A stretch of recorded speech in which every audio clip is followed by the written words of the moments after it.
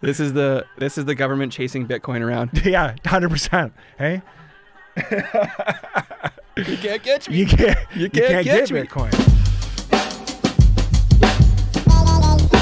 Biggs and Boggs. Yeah. Ladies and gentlemen, welcome back to your future ham with Biggs and Boggs. I'm Marty Boggs. And I'm Julian Biggs. And we got Spencer on sound and screens. Thank you, Spencer. Thank you. Thank you very much for joining us, folks. We are a very special episode today as we are back in the studio. Back in the studio. Very grateful. Positive energy worked, and I thank you so much. My family is doing okay, and it's fantastic. So without further ado, what are we up to today, and how can we plan for tomorrow, Julian? Today, we're catching up on the markets. We're going to see what happened over the last week, what's been driving price markets. We're catching up with Marty back in the studio today. We're going to start with a little bit of a market scope. So if that's what you're looking for, we're going to get into that. Market scope. Right now.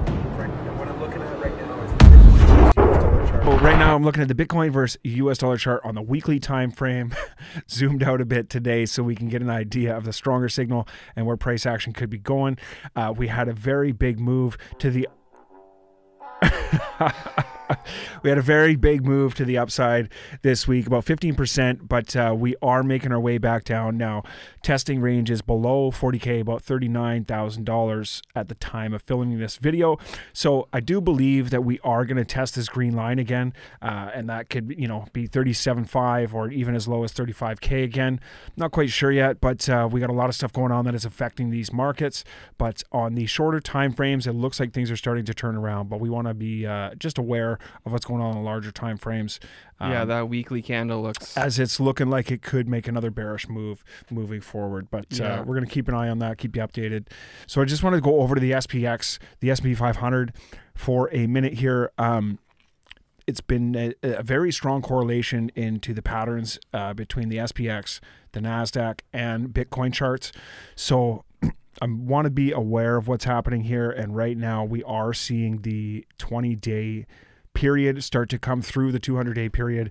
And the last time this happened, it was quite a large move to the downside for the S&P 500. And if that happens, we could see the lower ranges of 30K for Bitcoin, in my opinion. So these are things I want to be watching for also as we're moving into Monday. But we did have a bit of a bounce Friday and a stronger close. So we're going to be watching to make sure this stays strong, because the downside move could be I will say the market makers are good at what they do. Yes. Where is it going? Yeah, where's it going? We have no idea. I think we're coming to such an apex now, but I always feel like we're getting tight into that apex. We're getting right there. And you keep zooming in and zooming in. We're still in that triangle.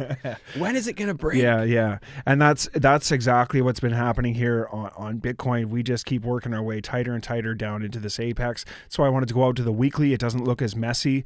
You can see that we really are just finding the apex of this pattern here. So I believe that the volatile move is coming soon, and I just hope it's not to the downside. But we really could start testing some lower areas if these economic sanctions and everything that's going on with international news, but that also could have an opposite effect. It could have a major pump through. It could have a major pump to the upside. We have come down, quite a large amount since the top for all of these markets. Even for the S&P, I believe it's 40% right now from the top of the all-time high that we just had back in December or whatever it was. Yeah, and we're in no place to just have the market chill out right now. No. Like in years past when we've had runs like this, they've just kind of settled off. But we are in no place in time for the markets to be settling down. No, and they we're going to see some volatility with inflation and gas prices and all these things about to skyrocket as a result of what's happening in the world right now. I hope it's not just going to settle down. It's not going to settle down. I hope to see an inflow of money and capital into these assets that we're holding. So the other thing I wanted to draw attention to, just for example, people don't have any clue about what's going on. They only see what's in the media, and they don't pay attention to what's actually happening with the transfer of wealth during these situations. This is the weekly candle for the U.S. oil chart, and look at the frickin' size of that cucumber. For a second, I want to touch on one thing. Look at the size of that fucking candle. But notice the volume. Yeah. Notice the volume. Is now just picking up again. It's now just starting to pick up. So it started at the day previous to the start of this war, if that's what we want to call it.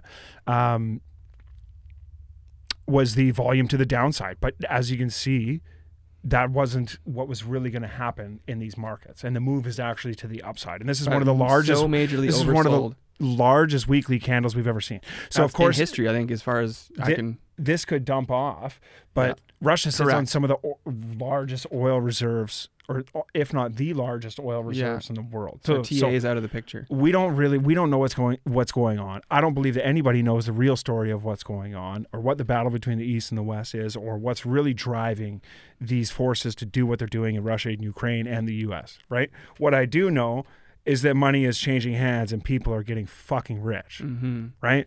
So, you know, that's. I want to be on the right side of history here. I don't own any oil, unfortunately. I kind of wish I did at this point. Well, but, March 2020. March 2020, yeah, should have bought oil. Would have been the time. But I mean, you know, Bitcoin. I believe that we are nearing lows, nearing a bottom. You know, that bottom could honestly, you know, look as low as 25,000 by the looks of it here on the weekly. Oil stock is for the elite.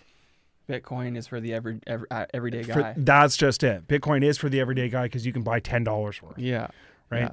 So you don't have to buy a barrel of oil. You're gonna have to. You might have to be patient, but because oil's been around for hundreds of years. But right now, this is when money is changing hands. This is going to be very soon is going to be the best investment opportunity of our time, in my opinion. And obviously, other people are taking advantage of this. Yeah. This as well. Right. And while we pay attention and we try to better the world through our social media feeds and, you know, maybe put a flag up or, you know, freedom, what you consume, freedom or whatever. Right? What you consume is everything. Right. We consume all this stuff and we think we're doing better by sharing our opinions, but it's not. You can't meet at the rally. You can't meet at Starbucks to rally with your friends downtown about whatever you believe in. Like no. And it's great to believe in something. Starbucks. But honestly, what we all believe in and what we all want, we can't just line up in the streets for it. In my opinion, it's never going to make it. It's never going to make a difference. What we can do now is the only way to shut anything down, and we're seeing the way they do it is hit people in their fucking wallets.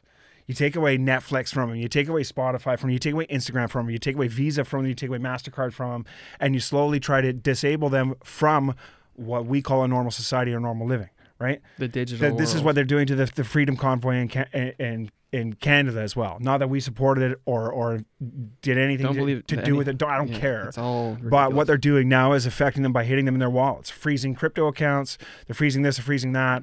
Right. One thing you need to know is that all they did was freeze a crypto account. The only way that they're going to get those funds is if both parties agree to move that to an escrow holding account.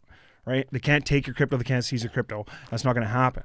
But when you line up in the streets and try to shut down and blockade freaking international trade posts and all these things, you're making too much noise, and you're making too much noise to make a difference at this point, right? So if you want to make a difference, you stop buying into their bullshit, and you start buying into Bitcoin. You're creating something that somebody else can take, manipulate, and make look however they want. Right? So it's like. You're not doing it the right way. And that's exactly what happened. It was manipulated to look however they wanted it to look. Yeah. And now crypto looks bad. Now these people who just, you know, stood up for their beliefs look bad. Now the people that fucking shunned them out look bad. Everybody looks bad. And to my opinion, Canada looks bad right now, in my opinion. I don't care what's going on in Ukraine or Russia. It doesn't. One person's struggle doesn't take away from the struggles that another person is having, whether the other one is greater or not. I feel for the people of Ukraine. It's really unfortunate, but we have our own collateral damage right here in Canada, right? People need to realize that things like Bitcoin and blockchain technology are the only way that we're going to make a difference. A blockchain-run government would be the thing. Yeah. Like, we still need a government. It just has to be like the way it's supposed to go. Yes, 100%. Just as long as it's not manipulated. If it was run on a blockchain, everybody would have access to everything that happens. And it would be genuinely democratic. Yeah, exactly. And it would actually work. And the people that are in charge of those places would be appointed by the blockchain information. No one person would be able to say, I got more votes than you, so I'm in charge now. It would be, everybody would have, like, there'd be no popularity contest. It would be, your numbers are the best. You're qualified for this job, so you're going to have it. You're entitled to your opinion. Yeah. It doesn't matter how many fireworks you can attach to the back of a car. It's like, are you going to do a good job? Or you're not.